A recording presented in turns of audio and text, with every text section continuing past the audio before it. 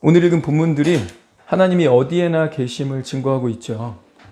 가까이에 계시고 내가 있는 위치에서 멀리서도 계시는데 하나님께는 거리가 문제되지 않는다. 도대체 누가 자기 자신을 멀리 도망가서 하나님에게서 멀어질 수 있는가? 누가 은밀한 곳에 자신을 숨겨 나로 그를 보지 못하게 할 수 있느냐? 나는 천지에 충만하지 아니하냐. 내가 어디로 가며 어디로 피하리이까? 내가 하늘에 올라갈지라도, 심지어 내가 지옥의 잠자리를 펼지라도, 그러니까 내가 지옥의 잠자리를 편다는 얘기는 뭐냐면 하나님 의식하기 싫어서, 하나님 말씀 듣기 싫어서 차라리 죽겠습니다. 죽었다 이거예요. 근데 죽어도 너 나 못 피해. 죽으면 이 육신을 벗은 채로 나를 대면하는 것 뿐이지 너라는 존재는 나를 피할 수 없다. 지금 그 얘기를 하고 있죠. 보소서 주께서는 거기 계시나이다. 내가 날개를 달고 바다의 끝부분에 거할지라도, 하늘로 올라갈지라도, 이 당시에는 비행기 없었어요. 아무도 하늘에 올라갈 수 없습니다. 그런데 가정법 쓰는 거죠. 네가 심지어 하늘에 올라간다 해도, 네가 천사처럼 날갯짓해서 저 바다 끝에 가고 하늘로 올라간다 해도 내가 널 거기서 잡아낼 것이다. 심지어 바다 밑에 숨을지라도, 산 꼭대기 높은 데 올라갈지라도 내가 너를 찾아낸다. 네가 나를 피해서 어디로 갈 수 있느냐. 이 말씀들에서 하나님의 편재하심이라는 교리가 나온 겁니다. 편재할 때 그 편, 두루두루 편, 어디에나 편 이런 뜻이에요. 두루두루 재, 있을 재, 어디에나 계신다. 하나님의 편재하심. 그런데 하나님의 편재는요, 하나님의 임재를 전제하죠. 갈멜산에 내가 올라갔는데 하나님이 거기 임재하셨어요. 바다 끝에 갔는데 하나님 거기 임재하셨어요. 산 꼭대기에 올라갔는데 하나님 거기 임재하셨어요. 가까운 데 계신 건 인정했는데 멀리는 안 계시지 않을까 하고 도망을 막 쳤는데 하나님이 거기도 임재하셨어. 임재들이 모이고 쌓이고 임재의 합이 편재죠. 그죠? 제가 정든 조은이랑 운전해서 어딜 가다가 조은아, 정든아, 편재와 임재를 아니? 아빠 요즘에 교회에서 임재 이런 얘기 많이 했는데 임재가 무슨 뜻일까? 그러면서 이 편재와 임재를 설명해 줬습니다. 그리고 다시 물었어요. 사람들이 하나님의 편재는 믿는 것 같다. 교회도 오래 다녔고 하나님의 편재, 하나님 어디에나 계시다, 하나님 전지전능하시다, 이런 데는 대부분 동의한다. 그런데 바로 여기 지금 계시다는 하나님의 임재는 왜 안 믿을까? 사람들이 하나님의 편재는 취하는데 하나님의 임재는 왜 거부할까? 우리 조은이의 즉각적인 답변이 돌아왔습니다. 그래야 내가 죄를 짓지요. 죄를 지으려면 하나님이 없다고 믿어야 하니까. 아이는 순수하죠. 아빠의 임재. 영상통화 딱 걸어가지고 정든 좋은 한결이 카메라 앵글 앞으로 와. 숨지 마. 딱 서. 왜 그래? 무슨 짓 한 거야? 임재를 느끼죠, 애들이. 제가 어딜 가도 대한민국 이 전파가 터지는 곳이라면 영상통화로 애를 잡을 수 있죠. 그래서 제가 나가야 보통 죄를 짓습니다. 아빠 언제 나가요? 아빠 늦게 와요. 널 잠들고 올 거야. 아싸. 이렇게 되는 거죠. 애들은 순수해서 아는 거예요. 아빠와 엄마 중 아빠가 매를 드신다. 아빠와 엄마 중 아빠는 안 먹힌다. 아빠와 엄마 중 아빠는 애누리가 별로 없으시다. 그러니 걸리더라도 엄마는 피해갈 구멍을 좀 찾아볼 수 있지만 아빠는 안 된다. 그러니 어때요? 애들한테 아빠라는 CCTV는 불편한 거예요. 아빠가 없는 게 낫죠. 교리 가르친 적 없어요. 근데 조은이가 느끼기에 자기도 아빠가 없어요. 자기의 매를 드는 훈육하신 아빠가 없어야 마음껏 뭔가 할 수 있다는 걸 아는 거죠. 그래야 내가 죄를 짓지요. 죄를 지으려면 하나님이 없다고 믿어야 하니까. 나이 먹었지만 이거 우리 얘기 아닙니까? 우리는 좀 더 교양 있게, 우리는 좀 더 교활하게 죄를 짓는 것 뿐이에요. 애들이랑 똑같습니다. 안 봐야 죄를 짓는 거지. 알면 어떡해. 국민들이 이렇게 공분해가지고 막 1000만 댓글이 달리고 있는데. 내가 하고 있는 짓 누군가 보고 있다면 그렇게 안 될 거예요. 사람들이 하나님이 어디에나 계시다고 입버릇처럼 말합니다. 성경이 그렇게 말하고 있다고 자기도 안다고 말합니다. 그런데 그거 정말 믿는가? 믿음은 별개인 것 같아요. 믿는다고 말하는 것의 위험성을 야고보가 이렇게 지적했죠. 귀신들도 믿고 떠느니라. 아, 허탄한 사람아, 행함이 없는 믿음이 헛것인 줄 알고자 하느냐? 귀신들도 믿고 떤다. 귀신들도 믿는다고 말한다. 근데 걔는 믿고 적어도 떤다. 자기 운명이 정해진 걸 아니까 하나님한테 맞서지만 결국 자기 운명이 저기 갈 건지도 알고 하나님의 존재도 알고 있고 그걸 믿기 때문에 떤다. 근데 너는 도대체 뭐냐? 입만 살아가지고 말로는 교리를 짓거리지만 행함이 없는, 순종하지 않는 너는 믿음이 헛것이 아니냐? 야고보가 우리에게 이렇게 지적하는 거 아닙니까? 교인들이 하나님의 편재는 교리로서 받아들이고 하나님의 임재는 부정합니다. 이게 논리적으로 모순인데 하나님이 어디에나 계시지만 온 우주를 창조하신 하나님이 정말 어디에나 계시지만 그분은 졸지도 않고 주무시지도 않고 항상 깨어 살피시지만 바로 여기에 이 지점에는 계시지 않아야 돼요. 적어도 지금 이 현재 이 시점에서는 조금 지나고 오시든지. 왜요? 내가 지금 뭘 할 거거든요. 하나님 지금 이 욕실에 오시면 안 돼. 하나님 지금 이 침실에 오시면 안 돼. 오시더라도 조금 지나고 내가 뭘 해야 되거든. 요한복음 3장 19, 20절 함께 읽어봅시다. 시작. 그 정죄는 이것이니 곧 빛이 세상에 왔으되 사람들이 자기 행위가 악함으로 빛보다 어둠을 더 사랑한 것이니라. 악을 행하는 자마다 빛을 미워하여 빛으로 오지 아니하나니 이는 그 행위가 드러날까 함이요. 하나님과 함께 하나님과 같이 하기에는 불편하다. 꺼림칙하다. 그래서 내 의식 속에서 하나님의 임재를 밀어내는 것이죠. 사람들은 피하면 되는데 사생활이라고 물리치면 되는데 이 하나님은 그게 안 되겠거든. 그러니 은밀하게 숨어듭니다. 아무도 안 볼 거야 라고 의식적으로 막 생각하고 하나님의 임재를 밀어내는 거죠. 갈라디아서 5장 16절. 내가 이르노니 너희는 성령을 따라 행하라. 그리하면 육체의 욕심을 이루지 아니하리라. 육체의 소욕은 성령을 거스르고 성령은 육체를 거스르나니 이 둘이 서로 대적함으로 너희가 원하는 것을 하지 못하게 하려 함이니라. 성령을 따라가든지 육체를 따라가든지 둘 중에 하나다. 이 둘은 서로를 거스린다. 이 둘은 서로를 대적한다고 했습니다. 교회 다니는 사람들에 해당하지요. 교회를 오래 다녀서 성령이 무엇을 말씀하시는지 직감적으로 압니다. 그런데 그냥 내 몸이 안목의 정욕이 막 손짓합니다. 저와 여러분 어느 쪽으로 기울고 있습니까?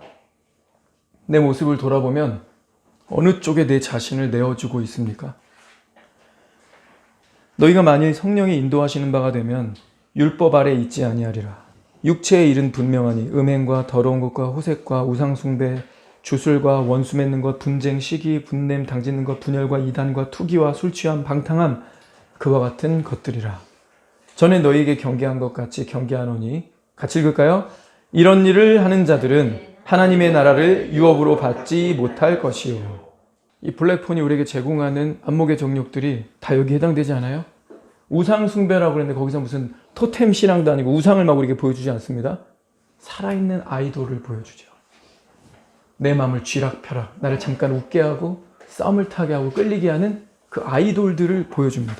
이거 너무 노골적이지 않아요? 우상 숭배 아니에요? 우상 숭배 들어가 있잖아요. 우리가 자꾸 그런 거 보면 세상 사람들이 서로 누가 크냐 하는 거 보이죠? 연예인들 보면 버라이어티 같은 거 보면 한번 튀어보려고, 한번 웃겨보려고, 여기서 존재감 좀 있어 보이려고 들이대는 거 보이지 않으세요? 이거 예수님의 제자들이 성령 받기 전에 누가 크냐 싸움 연신 성경이 3번이나 기록하고 있는 거, 그 모습 아닙니까? 근데 그걸 우리가 보면서 웃어요. 그게 바로 분쟁, 시기, 분냄과 당짓는 거, 분열함, 이단, 투기 다 이런 거 아닙니까? 육체의 일은 분명하다면서 음행과 더러운 호색 얘기했어요. 음란물, 썸네일들이 대부분 이렇지 않아요? 근데 18절에 성령에 인도하는 바가 되면 율법 아래 있지 않다 했어요. 이 말은 뒤집어 보면 율법 아래 있는 사람은 성령의 인도를 받을 수가 없다 이거야. 율법 아래 있으면 성령이 인도하시지 않는다. 근데 율법 아래 있다는 게 무슨 뜻입니까? 그 사람 죄사함 못 받았다는 얘기예요. 자기 능력으로 자기가 열심히 율법 지켜가지고 천국 가려고 착각하고 있는 사람들인 거죠. 그러니까 율법 아래에 있다는 얘기 자체가 구원받지 못한 사람이에요. 그럼 근데 구원받지 못한 사람이 어떻대요? 성령의 인도를 받을 수가 없대요. 그러니 뭔 열매를 계속 내고 살까요? 여기 있는 육체의 일은 분명하니 이런 열매를 계속 내고 사는 거죠. 근데 결론이 뭡니까? 이런 일을 하는 자들은 하나님의 나라를 유업으로 받지 못한다. 찍어놨잖아요. 안 된다. 양다리 도저히 불가하다. 성령의 일이든 육체의 일이든 둘 중에 하나다. 이 둘은 서로 대적하고 거스린다. 그래서 이쪽에 있으면 하나님의 나라를 유업으로 받지 못한다. 그러면서 반대도 이야기해 줍니다. 20, 23절 같이 읽읍시다. 시작. 오직 성령의 열매는 사랑과 희락과 화평과 오래 참음과 자비와 양선과 충성과 온유와 절제니 이 같은 것을 금지할 법이 없느니라. 이러한 열매 맺어가고 있습니까? 혹시 성령의 9가지 열매가 무엇인지 암송도 안 되어 있고 관심도 없었던 것은 아닐까요? 성령의 열매를 맺어야 한다는 거룩한 부담조차 별로 의식하지 않고 살아가고 있지 않습니까? 우리 잘 아는 말씀입니다. 히브리서 11장 6절. 그러나 믿음이 없이는 하나님을 기쁘시게 할 수 없나니 하나님께 나아가는 자는 그분이 존재하시는 것과 그분이 자기를 열심히 찾는 자들에게 보상하는 분이심을 마땅히 믿어야 하느니라. 그분이 존재하시는 것, 하나님이 계시다, 이걸 믿어야 한다. 그래야 하나님을 기쁘시게 할 수 있다. 하나님이 계시다는 믿음이 뭐였죠? 우리 이번 문 여러 번 봤는데. 나 믿어요. 하나님이 세상을 만드셨지요. 하나님이 세상을 이처럼 사랑하시지요. 하나님은 살아계시지요. 이렇게 말하는 거 아니었습니다. 그분이 계시다는 믿음은 온 세상을 만드신 하나님이 오늘도 여전히 살아계셔서 역사를 주관하시고 역사를 다스리신다는 걸 믿는 거예요. 하나님은 계세요. 살아계세요. 근데 멀뚱멀뚱 손발 묶인 무능한 그런 존재로 계시지 않습니다. 하나님이 살아계시다면 보세요. 판단하십니다. 그리고 다스리십니다. 이렇게 계신 것을 우리가 믿는 거예요. 하나님 살아계시고 온 우주 만물을 친히 지켜보시고 저러면 안 되는데 아쉽네. 왜 저랬을까? 이렇게 하고 손가락 빠신 분이 아니라는 거죠. 개입하시고 다스리신다는 겁니다. 심판하신다는 거예요. 이걸 우리가 믿느냐는 거죠. 하나님은 보시고 판단하시고 심판하십니다.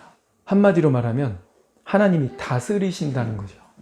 그러니 하나님이 계심을 믿는다. 이거는 하나님이 다스리신다는 걸 믿는 거예요.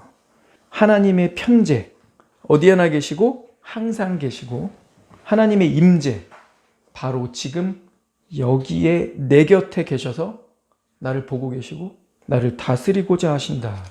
이걸 믿는 겁니다. 근데 하나님의 임재를 부정하는 사람들 특징이 뭡니까? 하나님이 다스리신다는 게 그 삶에 나타나지 않아요. 왜? 하나님이 계시다는 것 정의 자체가 잘못되어 있으니까. 하나님이 계신데 그냥 계셔. 그런 사람에게 하나님의 다스리심이 나타날 수가 없죠. 하나님이 계신데 어떻게 계신 거예요? 보고 계시고 판단하시고 개입하시고 직접 다스리시면서 여기에 계시다. 하나님이 바로 지금 여기에 계시다. 이 임재를 믿는 사람들에게 하나님의 다스리심이 나타납니다. 시편 14편 1절입니다. 어리석은 자는 그의 마음에 이르기를 하나님이 없다 하는도다. 그들은 부패하고 그 행실이 가증하니 선을 행하는 자가 없도다. 어리석은 자가 마음에 어떤 생각을 갖고 있대요? 하나님이 없다. 자, 이거 성경입니다. 이 말씀을 들어봄직하고 읽어보려면 이거 교회 다니는 사람들이어야겠죠. 그럼 지금 여기 어리석은 자 누구예요? 교회 안에 있습니다. 세상 사람들이 하나님 없다라고 말하는 걸 굳이 성경에 쓸 필요 있어요? 당연한 거지. 뭐 그런 뻔한 얘기 있습니까? 그러니 이거 이렇게 바꿔야 되죠. 교회 안에 있는 자들 중에 그의 마음에 이르기를 하나님이 없다 하는도다가 많다. 교회 안에 가라지가 많으니까. 근데 그 열매가 나타나죠. 하나님이 마음에 없다라고 생각하는 교인들, 그들의 삶에 무슨 열매 나타납니까? 그들은 부패하고 행실이 가증하고 선을 행하지 않는다. 아니 땡 굴뚝에 연기 안 납니다. 주님 원인을 제시하셨어요. 마음에 하나님이 없다라고 생각하는 사람들, 하나님의 임재를 밀어내고 부정하는 사람들은 이런 열매 맺는다. 원래 인간의 마음이 어때요? 만물보다 거짓되고 심히 부패했다. 그게 바로 인간의 마음이라고 예레미야가 얘기했죠. 그런데 그 마음에 하나님이 계시지 않으니까 어떻게 되겠어요? 제어하지 않고 계속 부패한 거짓된 열매를, 위선적인 행동들을 하게 되겠죠. 하나님의 뜻을 무시하고 자기 길을 간다는 겁니다. 2에서 4절 계속 같은 얘기예요. 여호와께서 하늘에서 인생을 굽어 살피사 지각이 있어 하나님을 찾는 자가 있는가 보려 하신즉, 하나님이 막 찾으셨어요. 살펴보셨어요. 근데 어땠대요? 다 치우쳐 더러운 자가 되고 선을 행하는 자가 없으니 하나도 없도다. 죄악을 행하는 자는 다 무지하냐? 그들이 떡 먹듯이, 매일 밥 먹듯이 내 백성을 먹으면서 여호와를 부르지 아니하는도다. 결론이 뭡니까? 죄악을 행하는 자는 여호와를 찾지 않는다. 이거 요한복음 3장이랑 말씀 똑같죠? 요한복음 3장 아까 우리 읽었잖아요. 거기 그랬죠? 사람들이 자기 행위가 악함으로 빛보다 어둠을 더 사랑한다. 빛을 미워하여 빛으로 오지 않는다. 죄악을 행하는 자는 하나님의 임재를 부정한다. 엘리야가 바알 선지자들과 갈멜산 전투할 때요, 바알 선지자들이 하루 종일 자기 몸을 막 상하게 합니다. 그러면서 제단 위에 뛰놀았다고 했어요. 그러면서 막 바알이여 우리에게 임하소서, 바알이여 우리에게 응답하소서 했는데 응답이 없으니까 엘리야가 그들을 조롱하죠. 그러면서 이렇게 말하지 않습니까? 열왕기상 18장 21절 같이 읽어봅시다. 시작. 엘리야가 그들을 조롱하면서 말하였다. 더 큰 소리로 불러라. 바알은 신이니까 다른 볼일을 보고 있을지, 아니면 용변을 보고 있을지, 아니면 멀리 여행을 떠났을지, 그것도 아니면 자고 있으므로 깨워야 할지 모르지 않느냐. 이거 우리 얘기 같지 않아요? 하나님의 편재는 인정한다고 말하면서도 하나님의 임재는 부정할 수 있다라고 생각하는 것, 비논리죠. 용변을 보러 가셨어요, 하나님이요? 주무시고 계십니까? 다른 볼일을 보시느라 잠시 그 지점, 그 스팟을 벗어나셨어요? 그걸 또 내가 근데 기가 막히게 그 타이밍을 알고 그 자리에 가서 내 몸을 놓고 내가 하고자 하는 대로 할 수 있나요? 아니잖아요. 하나님이 안 계신 장소가 있습니까? 안 계신 타이밍도 있습니까? 그거 알면 좀 같이 공유 좀 합시다. 우리 같이 가서 죄 짓게. 하나님이 안 계신 장소 있어요? 안 계신 타이밍이 있습니까? 성경은 그걸 거부합니다. 나는 그렇지 않다. 졸지도 주무시지도 않는다. 천지에 충만하다. 죄가 언제 시작됩니까? 죄가 언제 또아리를 틀기 시작하죠? 하나님이 여기에 지금 계시지 않다라고 인정하는 데서 시작됩니다. 곧 하나님의 임재를 부정하는 데서 죄가 시작되죠. 그리고 하나님의 임재를 부정하면 내가 하나님의 다스리심, 하나님의 통치를 스스로 거부하고 죄의 길을 가는 거예요. 시편 139편 1절 오 주여 주께서는 나를 살펴보셨으며 또 나를 아셨나이다. 주께서는 나의 앉고 서는 것을 아시며 나의 생각을 멀리서도 아시나이다. 주께서는 나의 길과 나의 눕는 것을 샅샅이 아시며 나의 모든 길을 익히 아시나이다. 보소서 오 주여 주께서 알지 못하시는 내 입의 말은 한마디도 없나이다. 주께서는 나를 앞뒤에서 감싸셨고 내게 안수하셨나이다. 아셨나이다. 아시며 아시나이다. 아시며 아시나이다. 알지 못하시는 것이 하나도 없나이다. 앞뒤에서 감싸셨습니다. 자, 부정적으로 생각하면 숨 막혀. 나 이제 하나님 안 믿어. 차라리 불교가 편해. 내가 절에 가가지고 시주할 때 그리고 스님들하고 교제할 때 그때 그 자리에 오셔가지고 네가 간만에 절에 한번 방문했구나. 이런 종교가 마음 편해. 내가 집에 가는데 왜 따라와? 왜? 가면서 가요 듣는데 왜 따라와서 날 보고 있어? 왜? 집에 가서 내가 뭔 짓 하는데 뭔 상관이야 정말. 다른 종교가 훨씬 편하다니까요. 인간의 수행과 인간의 고행으로 극락에 갈 수 있다라고 하는 종교가 인간적인 거예요. 적어도 신을 어딘가에다 제한시킬 수 있어. 나 따위가. 그런 신이야. 그게 마음이 편하지 않습니까? 그러나 말씀은 하나님의 앞뒤에서 나를 감싸고 계시다. 어디에 있어도, 앉아도 일어나도, 집에 있어도 밖에 나가도, 서울에만 있는 하나님이 아니라 인천에도 부산에도 미국에도 일본에도 세계 어디에나 항상 계시다. 하나님은 자기를 이렇게 선언하셨습니다. 그러니 우리 둘 중에 하나죠. 내가 이걸 믿든지 앞으로도 계속 무시하든지. 믿는 사람과 계속 무시하는 사람의 삶의 열매는 전혀 다른 게 나오겠죠. 그런데 하나님이 이 열매 맺는 사람에게 이렇게 얘기하셨죠. 하나님의 나라를 결코 유업으로 받지 못한다. 이거 부드럽게 말한 거죠. 걔 구원 못 받는다. 걔 지옥 간다. 걔는 휴거에서 똑 떨어진다. 다 동의어잖아요. 사랑하는 형제 자매님, 더 이상 어리석은 사람이 되지 맙시다. 하나님의 편재만 받아들이고 하나님의 임재는 부정하는 그런 우를 범하지 맙시다. 그렇다. 하나님은 내 직장에도 계시고 하나님은 내가 걷는 이 길에도 계시고 하나님은 모든 순간에 모든 장소에 계시다. 편재를 받아들이고요. 또한 나는 하나님의 임재를 믿는다. 하나님, 내가 교회 건물에 들어가든지 교회 밖에 있든지 집에 있든지 하나님 어디에나 계시고 나를 보고 계시다. 내가 있는 이 현장에 하나님은 내 곁에 계시다. 나는 하나님의 사람으로서 하나님의 다스리심을 받겠다. 명심하세요. 하나님의 임재는 반드시 하나님의 다스리심하고 연관됩니다. 하나님이 여기 계시고 나를 보고 계시는데, 하나님 지켜보시는데 내 생각대로, 내 정욕대로, 내 마음대로 내가 생각하고 내가 판단하고 내가 결정할 수 있어요? 아까 CCTV 얘기했잖아요. 그거 전 국민에게 드러나서 사람들이 보고 판단할 거라고 생각했으면 이 경찰들 그렇게 행동 안 했을걸요? 용감무쌍하게 상 받을 거 아니에요. 경찰청장상 아닐걸? 장관상, 대통령상 받을걸요? 그 50만 원 국가에서 해결하겠다 이렇게 나올 거 아닙니까? 몸을 던져서 유리 깨고 막 뛰어 올라가고 테이저건 쏘고 막 칼에 한번 딱 찔리는데 막 깁스하면서 막 병원에서 막 인터뷰하고 그 생각 했겠죠? 나 영웅 되겠구나. 2계급 특진하겠구나. 월급 올라가고 국민적 영웅 되겠구나. 잔머리 굴렸겠죠. 그 CCTV 공개될 줄 몰랐을 거예요. 알았으면 그렇게 행동 안 해요. 그리고 진짜 그랬으면 이 사람 영웅 됐겠죠? 이렇게 지탄의 대상이 되는 게 아니라 내가 아무도 안 본다고 생각하니까 내 멋대로, 내 마음대로, 내 기분대로 하는 거죠. 하나님의 임재는, 하나님이 여기 계셔서 나를 보고 계시다라고 하는 이 하나님의 임재는 하나님의 다스리심과 반드시 연결된다. 하나님의 임재를 선포하고 하나님이 여기 계시다는 믿음을 선포하고 하나님의 다스리심으로 들어가는 저와 여러분 되기를 축원합니다. 자, 그러면 하나님이 어떻게 다스리시는가 이 부분을 살펴보고 마치겠습니다. 하나님의 임재는 하나님의 다스리심으로 연결된다고 했는데 하나님은 어떻게 다스리시는가? 무엇을 통해 다스리시는가? 한마디로 그분의 말씀입니다. 하나님은 말씀을 통해 그분의 길을 알려주시고 기도를 통해서 그분의 길을 갈 수 있는 능력과 그분의 길을 가고자 하는 마음을 주십니다.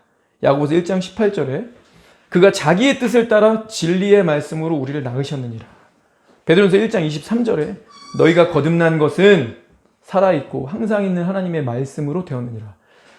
진리의 말씀으로 우리를 낳으셨다? 내가 거듭난 건 하나님 말씀으로 되었다. 자, 시작도 하나님의 말씀으로 된 거죠. 내가 거듭났다면, 구원받은 게 확실하다면 단언하건대 그 시작은 말씀이었다는 거죠. 그런데 시작만 말씀입니까? 아니죠. 우리 잘 알고 있습니다. 주님은 이 말씀으로 계속 우리를 먹이시고 지키시고 지혜를 주시고 인도해 가십니다. 마태복음 4장 4절 예수께서 대답하여 이르시되 기록되었으되 사람이 떡으로만 살 것이 아니요 하나님의 입으로부터 나오는 모든 말씀으로 살 것이라 하였느니라. 극도의 배고픈 상황에서도 예수님은 하나님의 말씀으로 살 것이라고 했습니다. 육신적 필요가 가장 절박한 상황에서도 예수님은 말씀을 붙드셨고 또한 우리에게 그래야 한다고 말씀하고 계신 거예요. 베드로전서 2장 2절 3절 갓난 아기들 같이 순전하고 신령한 젖을 사모하라. 이는 그로 말미암아 너희로 구원에 이르도록 자라게 하려 함이라. 너희가 주의 인자하심을 맛보았으면 그리하라. 주의 인자하심을 맛보셨습니까? 맛봤으면 그렇게 하랍니다. 신령한 젖을 사모하랍니다. 주의 인자하심 안에 주님의 용서, 주님의 십자가 희생, 오늘 나에게 복음을 듣게 하심, 새롭게 할 수 있는 기회를 주심 다 포함이죠. 인자하심 맛보셨어요? 맛보신 것 같은데. 근데 맛보셨으면 어떻게 해야 되는데요? 갓난아기들처럼 순전하고 신령한 젖을 사모하라. 왜요? 그것으로 말미암아. 하나님의 뜻이 이거라는 거죠. 이 말씀으로 말미암아 구원에 이르도록 자라게 하려 함이라. 구원에 이른다. 성경은 왜 자꾸 구원에 이른다 이런 식으로 표현할까요? 칭의로 끝난 거 아니었어요?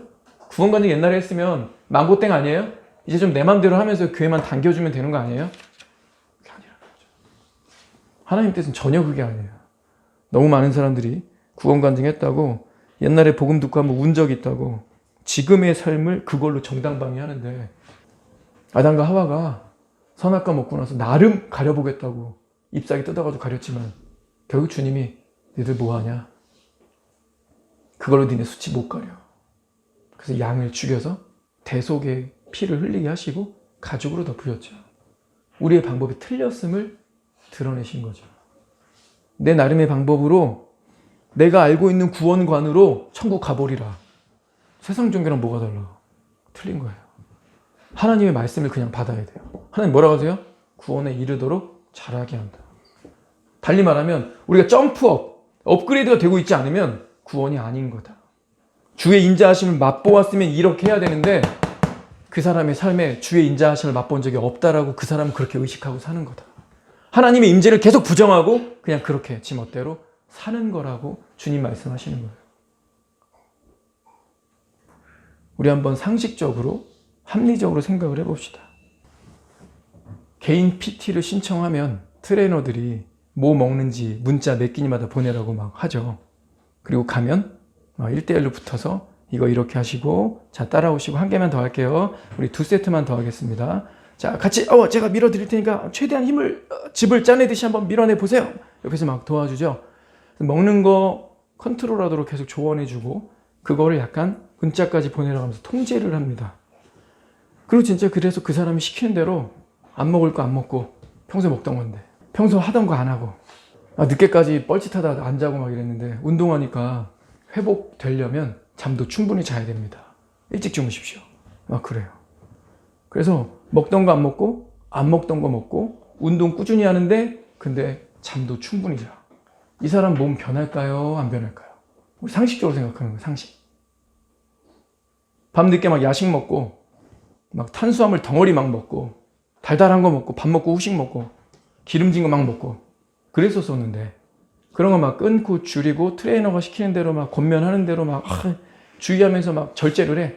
그러면서 정반대로 맛없는 퍽퍽한 단백질만 먹고 잠도 충분히 자고 그리고 운동 매일 가서 꾸준하게 막 트레이너 옆에 잡고 있는 진짜 막 근육이 털리는 것 같아.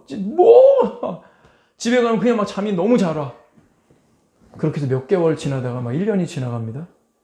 이 사람 몸 변할까요? 안 변할까요? 안 변한다면 이 세상에 헬스장은 다 없어져야죠. 거짓말쟁이들이잖아요. 근데 돈을 그렇게 많이 투자했어? 그 다음에 헬스장 가가지고 매일매일 집에 가고 싶은데 그냥 거기 들렸다가 하느라 막 집에 막 폭식하고 싶은데 막 절제하고 놀고 싶은데 막 잠 자고 막 주말에도 막 늘어지려고 그랬는데 막 운동 딱 하고 막 이래. 그걸 막 3개월, 6개월, 1년 막 넘어가. 근데 그거 안 할 때랑 그거 할 때랑 똑같아. 그렇게 하는 사람이랑 그렇게 안 하는 사람이랑 똑같아. 그럼 우리 정확히 말할 수 있죠. 트레이너들은 거짓말쟁이다. 근데 우리 상식대로 그렇게 하면 변합니까? 안 변합니까? 변하던데요. 우리가 경건의 가치를 어떻게 두고 있습니까? 특세를 매년 1월에서 3월까지, 그 다음에 9월부터 11월까지 40일만 딱 하지 않아요. 사람이 좀 그런 게 있잖아요.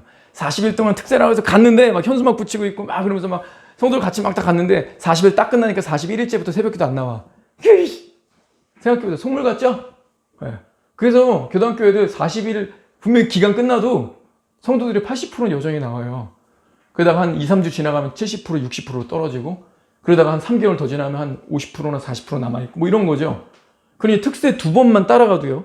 적어도 이 사람 365일 중에 130일 정도는 새벽 기도하는 거예요. 자, 그러면 새벽 기도가 만만한 게 아니죠. 쉽고 편하고 누구나 할 수 있고 재밌으면 전국의 모든 교회가 새벽 기도할 거 아닙니까? 새벽 기도 하려니까 몇 시에 자요? 들렸다가 거기서 바로 출근하려니까 머리도 감고 가야 되고 옷도 제대로 입어야 되고 4시 반 막 일어나죠. 아침 안 먹고 씻고 바로 교회 가더라도 4시 반 5시에 일어날 거 아니에요. 그럼 어떻게 할까요? 4시 반 5시에 일어나려면 일찍 자겠죠. 일찍 안 자고 못 버텨요. 피곤해서. 밤에 약속 잡을까요? 안 잡을까요? 우리 한 2달 있다 만나자. 나 요즘 너무 바빠. 직장에서 바쁘면 만나자. 그렇게 얘기하잖아요. 근데 교회에서는. 새벽 기도하는 사람들도 그렇게 얘기하던데요. 나 요즘은 안 돼. 저녁에 내가 좀 뭐 하는 게 있어가지고 일찍 자야 되거든. 한 달 뒤에 만나자. 그분도 그렇게 하세요. 경건하신 장로님들, 경건하신 권사님들은 그 기간에 누구 안 만나요, 저녁에. 철저히 자기를 절제합니다. 미디어 붙들고 있을까요? 미디어 금식하죠. 정말 절제와 제어가 되죠. 자, 그래서 1년에 2차례 이상 특세하고 또 교회 절기들 있죠. 추수감사절, 성탄절, 부활절 이런 기간들 되면 그 앞뒤로 또 특세 기간을 가져요. 거기 또 꼬박꼬박 참여해. 그래서 한 달에 한 150, 200, 한 1년의 절반 이상을 이렇게 자신을 절제하고 제어하는 사람과 경건을 훈련하는 사람과 전혀 국물도 없는 사람과 영성이 똑같다. 이게 상식이 됩니까? 안 됩니까? 적어도 밤에 일찍 자고 아침에 일찍 일어나가지고 교회까지 갔는데 40일 언제 끝나? 나 진짜 괜히 한다 그랬어 막 그럴 수도 있어요. 몸이 막 피곤한 날은. 자, 근데 꾸준하게 가니까 아침에 하루의 시작을 기도와 말씀과 찬양으로 처음에 부적응되지만 차차 적응돼요. 운동도 똑같잖아요. 첫날 일주일 아파 죽겠죠. 여기저기 다 쑤시고 그러잖아요. 근데 점점 적응되죠. 그러면서 서서히 변화가 나타나죠. 매년 그렇게 해가지고 10년 쌓은 사람과 매년 전혀 그렇지 않은 사람과 똑같다. 그럼 우리 이제 이렇게 말해야 돼요. 새벽 기도는 거짓말이다. 경건은 거짓말이다. 디모데후서 4장 7절. 망령되고 허탄한 신화를 버리고 경건에 이르도록 내 자신을 연단하라. 육체의 연단은 약간의 유익이 있으나 경건은 범사에 유익하니 금생과 내생의 약속이 있느니라. 9절 함께요. 시작. 미쁘다 이 말이여 모든 사람이 받을만 하도다. 경건 얘기하시면서 버릴 것 얘기하시죠. 맞아요? 지금까지 하던 거 그대로 둔 채로 경건을 추가할 수 없는 거예요. 경건하려면 뭐 해야 돼요? 버릴 거 버려야 돼요. 하던 거 안 해야 돼요. 안 하던 거 할 거니까. 자, 버리고 내 자신을 어떻게 하래요? 경건 얘기하면서 일단 버리는 얘기하고요. 경건 얘기하면서 두 번째 뭐예요? 연단 얘기합니다. 그러면서 못 알아들을까 봐 예화를 드는 거죠. 뭔 예화를 들어요? 방금 우리가 함께 했던 예화. 개인 PT. 이런 거 할 때는 우리가 알고 있는 그 익숙한 용어.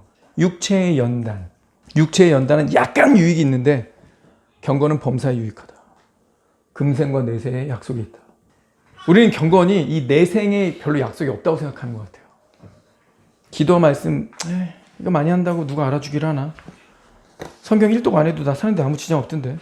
지난 30년을 돌아보니 성경 1독 한 번도 안 하고도 별 문제 없던데. 돌이켜보면 내가 만약에 어릴 때부터 성경을 매년 1독 했어 해도 별로 득이 될 것 같지는 않은데. 에? 솔직히 그러지 않아요? 그러니까 올해도 말씀을 꼭 읽어야 되나? 꼭 1독이야? 무슨 우리 율법주의자야? 이러면서 성경은 계속 멀리 가고 있지 않습니까? 정말 성경은, 하나님 말씀은 이 생, 우리가 살아가는 이 땅에서의 삶과 저 나라의 삶 둘 다에 약속이 있다고 했죠. 그럼 이제 우리가 이걸 믿을지 말지 결정해야 돼요. 하나님 분명히 그렇게 얘기하시니까. 육체의 연단이라고 하는 비유를 가져오시더니 이거 유익하지 않니? 야, 운동해보니까 몸에 막 활력이 생기고 뭔가 건강해지는 게 느껴지고 몸에 변화가 느껴지지? 유익이 있어. 근데 그거는 조금이다. 경건은 말이야, 이거랑 비교해 볼 때 범사에 유익하다. 주님이 이거 믿으라고 하시는데 좀 이제 우리 믿어야 되지 않습니까? 왜 우리 삶에 하나님의 다스리심과 하나님의 임재가 자꾸 안 나타날까요? 이걸 안 믿으니까. 경건이 범사에 유익하다고 하는데 이걸 콧등으로 듣고 귓등으로 들으니까, 이거 무시하니까. 그러니 내가 말씀 가까이 안 하고, 하나님은 나를 다스리실 수가 없고 말씀이 없으니, 그러니 나는 하나님의 임재 항상 무시하고 마이웨이가고 하나님이 없다라고 말하는 사람의 자리에 가서 앉아있고 선을 행하지 않고 미쁘다 이 말이여 모든 사람이 받을 만하도다. 우리 부모 세대는 주 5일 근무가 아니라 토요일도 오후 3시까지 출근을 하셨어요. 정말 피곤하신데 그분들 대부분 차도 없었습니다. 근데 주일이면 아침부터 교회 일찍 오셔가지고 예배드리고 섬기고 봉사하고 청소까지 하고서 늦게 돌아가신 다음에, 그런데 특이한 게 이분 세대들 때는 월요병이란 얘기가 없었습니다. 월요병이란 단어가 언제 생겼죠? 현대입니다. 주 5일째 되면서 쉬는 날 하루 추가되고, 제가 진짜 되게 부담스럽게 말하지만 주 6일 일하는 게 성경적 원리죠. 하나님은 율법을 폐하지 않으셨어요. 엿새 동안 힘써 일할 것이나 7일은 여호와의 안식일이니 너희가 안식할지니라.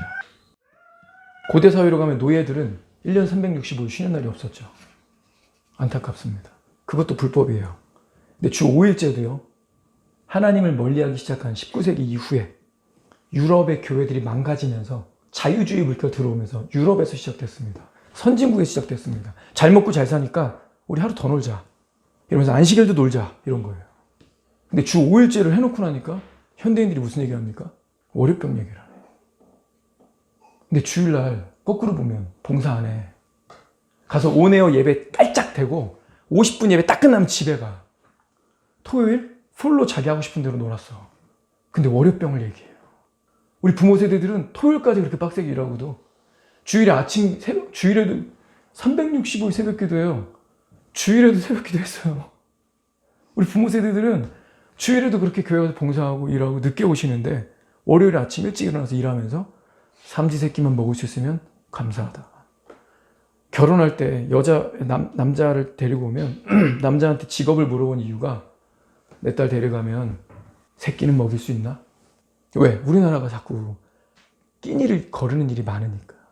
학교 와서도 자녀들마저도 도시락을 못 사줘가지고 애가 운동장 나가도 물을 마시던 시절이었죠. 이게 남의 나라 얘기 아니죠.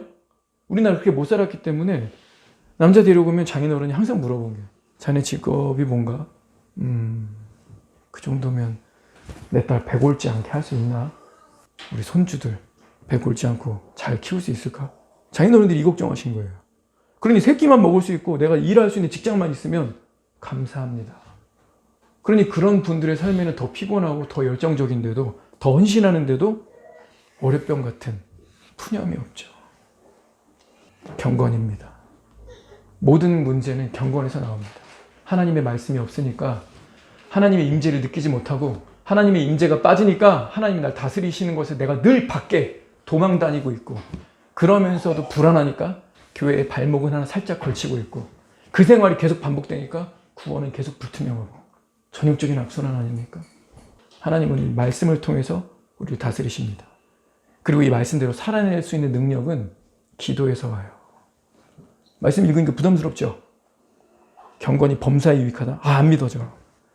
이 생에서도 유익하다? 아닌데, 이 생에서는 좀 얍삽하고 정직하면 손해보는데, 이 생에서는 이 정도는 평균 따라가 줘야 먹고 살기 걱정 없는데, 모든 사람이 받을 만하다. 별로 믿음 안 가는데. 안 가잖아요. 근데 이거 순종하겠어요?